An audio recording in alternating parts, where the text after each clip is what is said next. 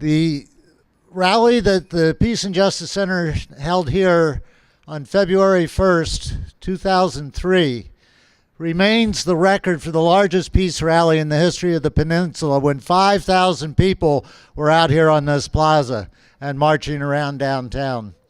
One of the people that was on that stage with me that day and has been on and has spoken for us so many times is one of the true superstars of our community, Judge LaDoris Cordell, former Palo Alto City Councilwoman, former Superior Court Judge. Please give a warm welcome to Judge Cordell.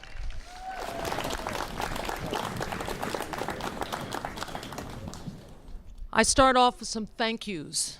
I thank Paul George and the Peninsula Peace and Justice Center for always being on the front lines and for organizing this unity rally. Thank you. I thank all of you for being here at this unity rally, and please understand where you are right now. You're standing at King Plaza. In 2008, the City Council voted to name this plaza after Martin Luther King Jr. and Coretta Scott King.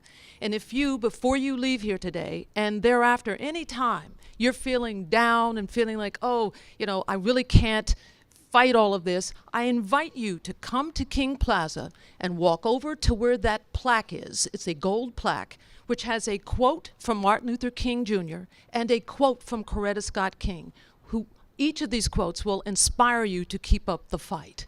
And my third thank you is to a man named Timothy Egan, who is a New York Times columnist, who wrote a column that inspired the remarks that I'm about to give you today. Before I make these remarks, Paul, can you come here a second, please? I need you to just hold this, please. I have to do one more thing.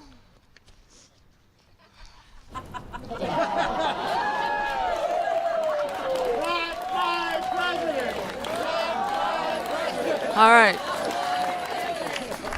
And by the way, you can get these on Amazon. So anyway, here we go.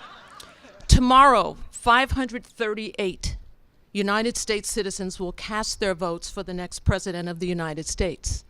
Of these 538 electors, 55 are from California. Those 55, the most electors of any state, will gather tomorrow in Sacramento to vote.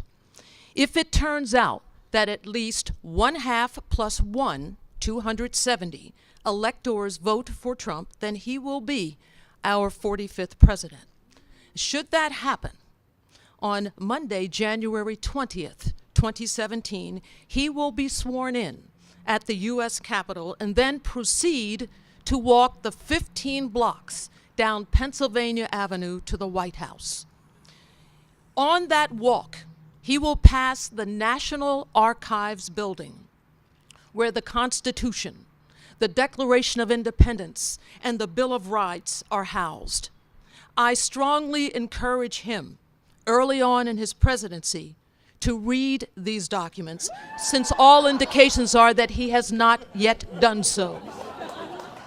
There is a statue of Shakespeare outside that building, and on which is inscribed, "What is past is prologue." I know that Trump is not interested in our nation's history, but I encourage him to read that nonetheless. He will walk by the Newseum. I encourage him to stop for a moment to take a good look at this building, the Newseum that celebrates the First Amendment and the many journalists who utilize the freedom of the press to protect our democracy from tyranny. Journalists whom Trump has called the lowest form of life. He will pass the J. Edgar Hoover building that houses the office of the man to whom Trump owes a big thank you, James Comey, the director of the FBI. And no doubt, Trump will pause to give a fist pump when he passes this building.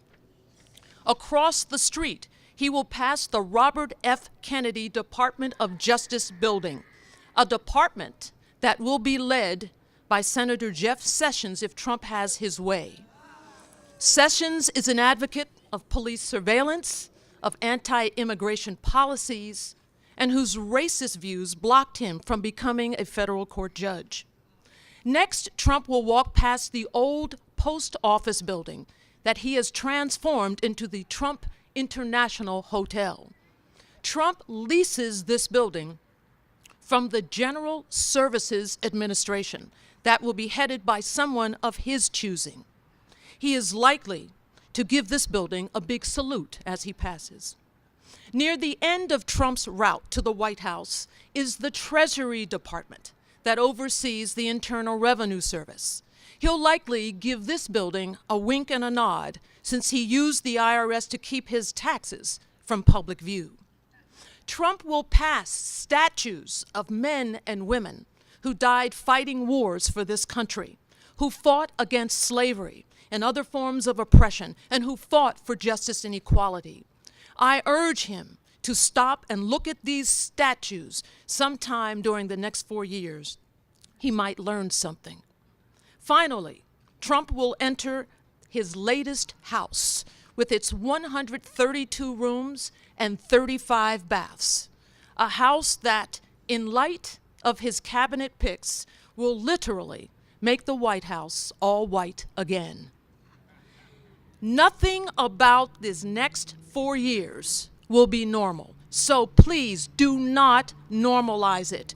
Don't adjust, don't adapt.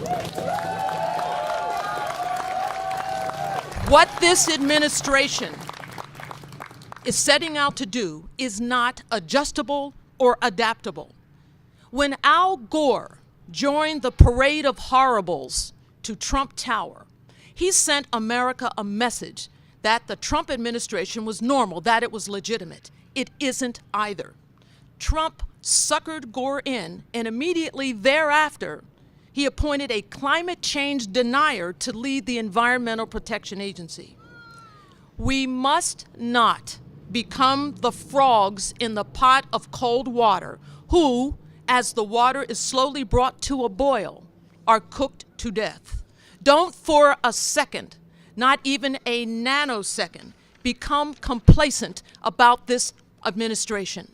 The minute we stop protesting, the minute we stop boycotting, the minute that we stop standing up, speaking up, singing up, lawyering up for justice, we will be caught unawares by the threats to our freedoms that Trump and his cronies pose. And when that happens, we're cooked. Finally, John Lewis, the Georgia congressman who is an icon of the civil rights movement, described his civil rights work as making necessary trouble. For the next 4 years, in the name of unity, compassion, and constitutionality, let us all be about the business of making some necessary trouble. Thank you.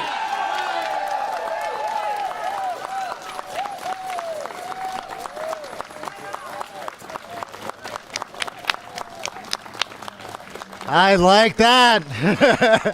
You like that? Necessary trouble. Woo!